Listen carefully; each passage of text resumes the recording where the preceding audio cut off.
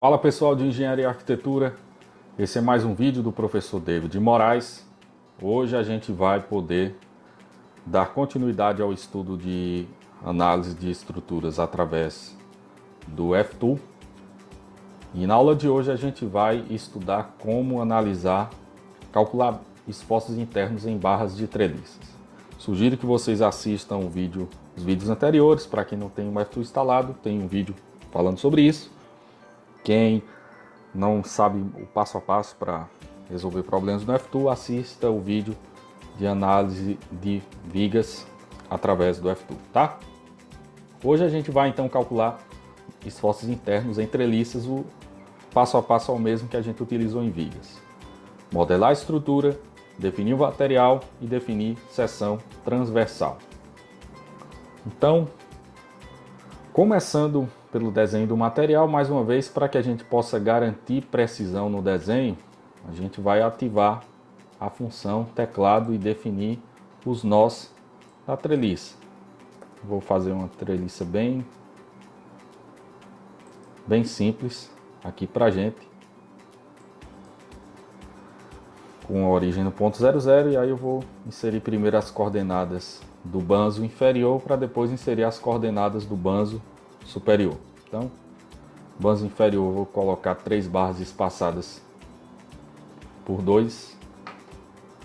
4 barras espaçadas por 2 metros. Então, primeira barra vai estar a 2 metros do primeiro ponto, segunda a 4 metros, terceira a 6 metros e a quarta a 8 metros. Inserindo agora as barras do banzo superior, a gente vai ter a primeira barra, vou colocar a uma altura de todas o banzo, vou colocar um montante de 2 metros, todas as barras do banzo superior a uma altura de 2 metros, e aí eu posso inserir os pontos. A primeira barra vai estar também a 2 metros, segunda barra a 4 metros, terceira barra a 6 metros e a última barra a 8 metros. Aí você pergunta, mas professor, onde estão aparecendo os pontos? O que é que a gente pode fazer? Fazer o fit do desenho com toda a tela. Tá aqui os pontos que eu havia marcado anteriormente. Garantida a precisão, posso desativar o teclado e agora inserir as barras dos banzos da treliça, e depois de inseridos os banzos, aí vai depender da configuração da treliça, se é uma treliça prete, treliça roll. Vou fazer uma treliça qualquer aqui pra gente. Pode inserir os montantes e em seguida a gente escolhe aqui que diagonal, que orientação a gente vai ter para as diagonais. Isso vai depender da estrutura que você esteja analisando.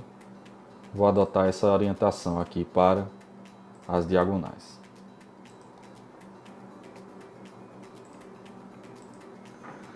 Depois de desenhar a estrutura, a gente precisa inserir os apoios.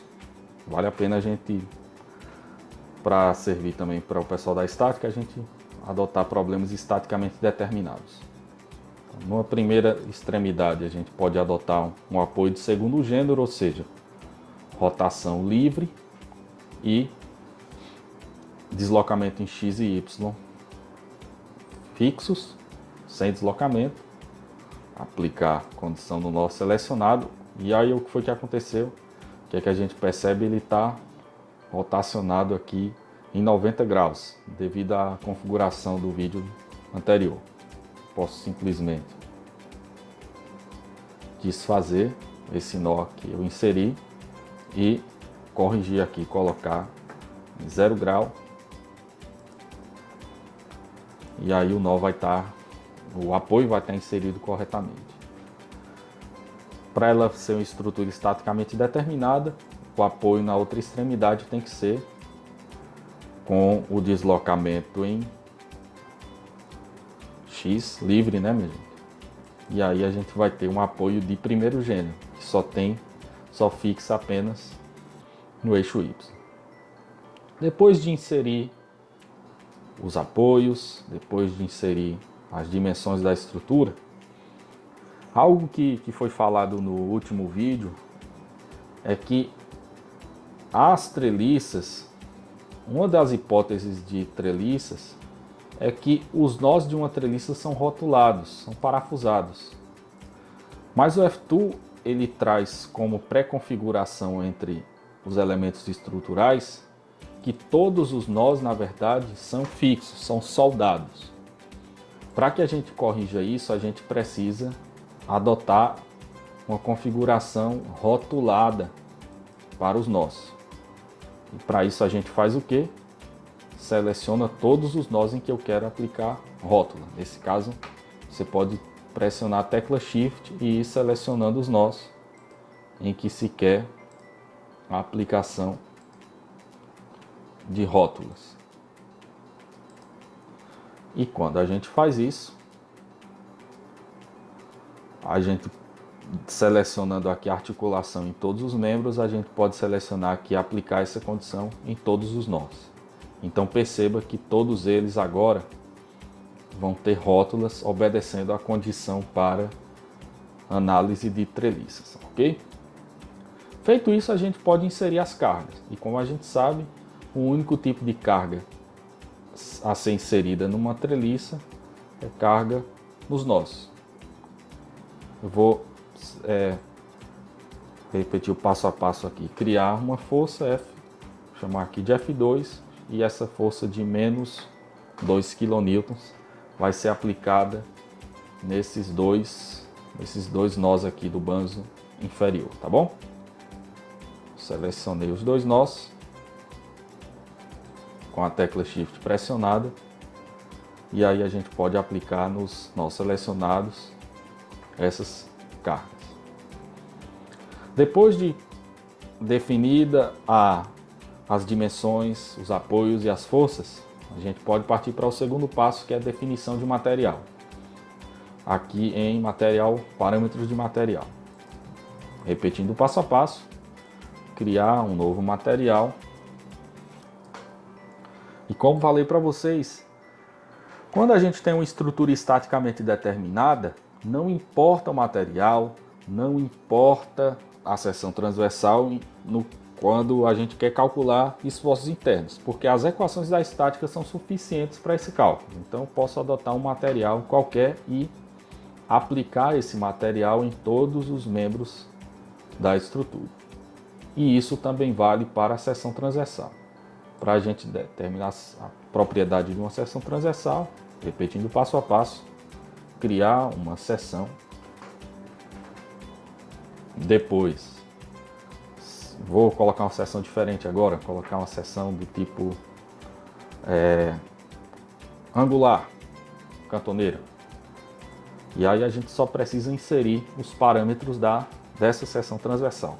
Vou colocar aqui uma cantoneira de abas iguais, de 100 milímetros e de espessura, vou colocar aqui 10 milímetros, tá bom?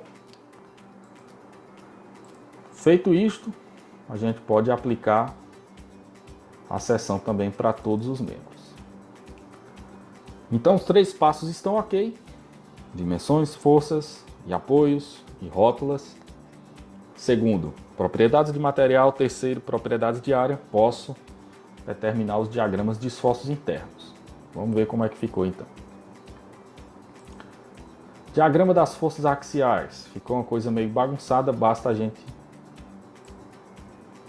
alterar a escala do display. E olha aí que interessante. Aqui nessa treliça eu tenho resultados com barras positivas e barras negativas. Então, o que é que isso está dizendo para nós?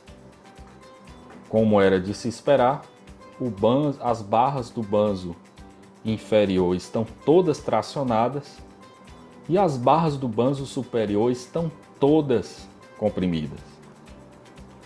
Perceba também que esse nó do meio e esses nós dos cantos estão submetidos a condições especiais de carregamento.